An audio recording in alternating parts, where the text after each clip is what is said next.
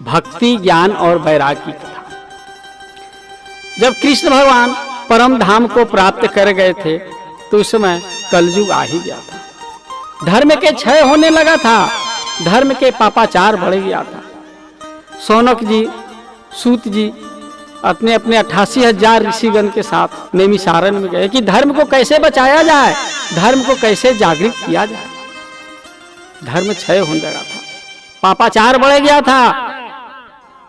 पिता पुत्र को क्रोधित बात बोलने लगे, पिता पुत्र को क्रोधित बात बोलने लगे और उस समय धर्म के कैसे जागरूक किया जाए। 88,000 ऋषिगण वहां पहुंचे नैमिषारण्य में, जिसमें नारद जी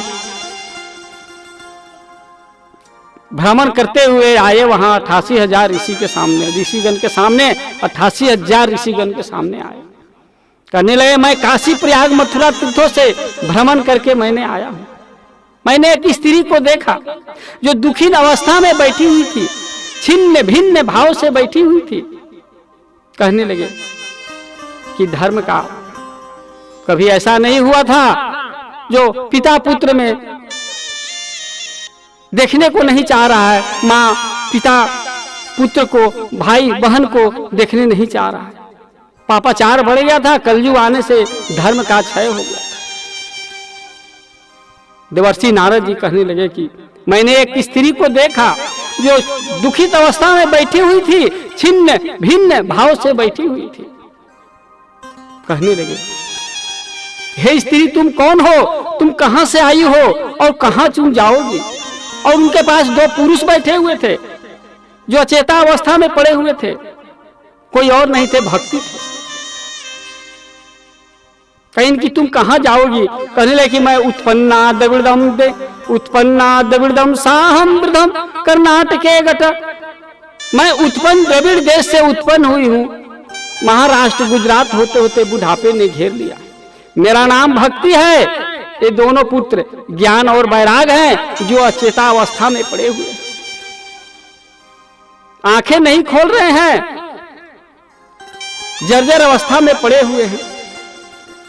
हे देवर्षि नारद जी, आप तो भक्तों के शिरोमणि हैं, आप भक्तों के आचार्य हैं, मेरे पुत्रों को जगाइए। मैं तो बूढ़ी हो गई हूँ, मेरा नाम भक्ति है, मैं बूढ़ी हो गई हूँ। और ये जो दोनों पुत्र हैं ज्ञान और वैराग हैं, ये अचेता अवस्था में पड़े हुए हैं, आंखें नहीं खोल रहे हैं। मैं तो बूढ़ी हो गई हूँ, लेकिन मेरा पुत्र बूढ़े नहीं हुए। कली ने ही प्रभाव जर्जर अवस्था में कर दिया है।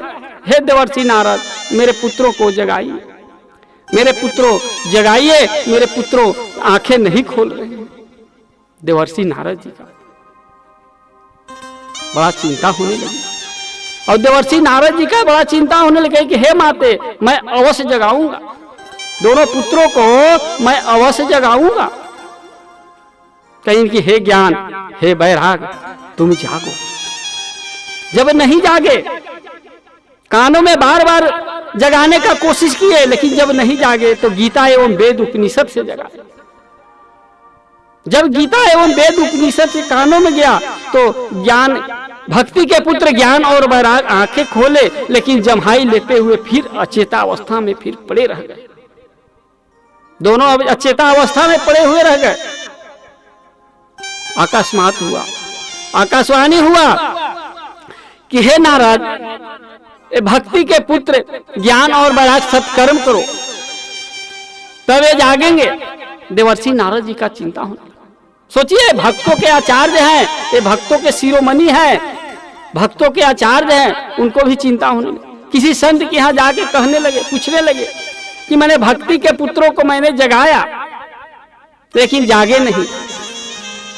जब गीता एवं वेद उपनिषद से जगाए तो आंखें खोले, और आंखें खोल करो फिर जम्हाई लेते हुए निंद्रा ने सो गए। किसी संत ने चुप्पी साध ली, किसी संत ने कहीं की। जब गीता एवं वेद उपनिषद से नहीं जागे तो अब ये जागने वाले नहीं, अब ये नहीं जागेंगे। देवर्षि नारद जी का बड़ा चिंता हुई, चले गए बद्रिकाश्रय में।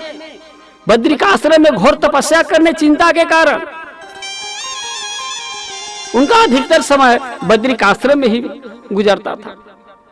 चिंता के कारण बद्रिकाश्रम में गए, घोर तपस्या करने लगे। उनके बड़े भाई सनक, सनंदन, सनातन और सनत कुमार, ये ब्रह्मा जी के ही पुत्र हैं, सबसे बड़े पुत्र हैं। मुलाकात हुई तो इनके हो भाग्य है कि आप मिल गए, मेरा दुख तो दूर कीजिए। मैंने भक्ति के पुत्रों को ज्ञान और वैराग्य को जगाए, जब नहीं जागे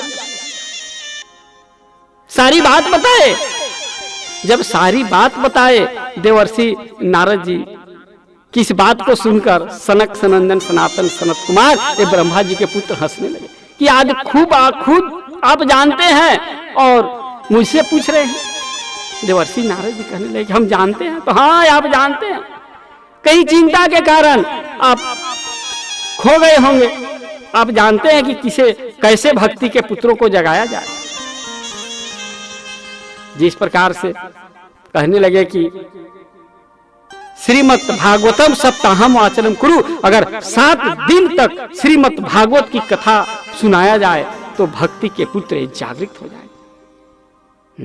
भागवत में इतना महिमा, हम तो नहीं जानते थे कि भागवत में इतना महिमा है। ऐसा तो नहीं कि हम भागवत से अपरिचित हैं, भागवत से अपरिचित नहीं है। चूंकि वेद व्यास जी के 17 पुराण लिख दिए थे तो मन में उनको शांति नहीं मिला, तो आदेश दिए थे, चिंता में पड़े हुए थे वेद व्यास जी, आदेश दिए कि 18वां पुराण श्रीमद् भागवत लिखिए, जो भक्ति, ज्ञान और वैराग्य से परिपूर्ण कथा हो, उसी को कहते हैं भागवत।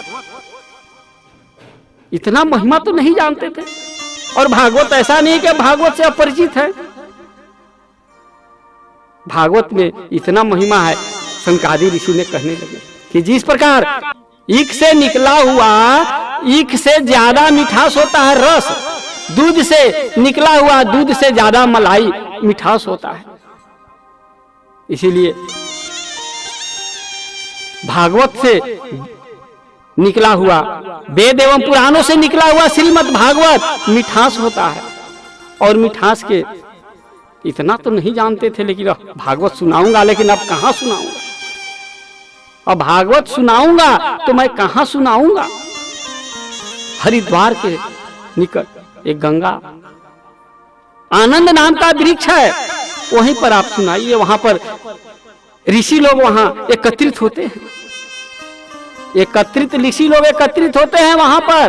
वहां रमणीक स्थान है भागवत के लिए, वही उत्तम एवं अच्छा स्थान है भागवत के लिए। कहने लगे कि ठीक है, मैं सुनाऊंगा। वहां पर भागवत के लिए बहुत से दूर दराज तक इस बात को फैल गई कि भागवत की कथा होगा। वहां पर एक तरफ स्त्रियां, एक तरफ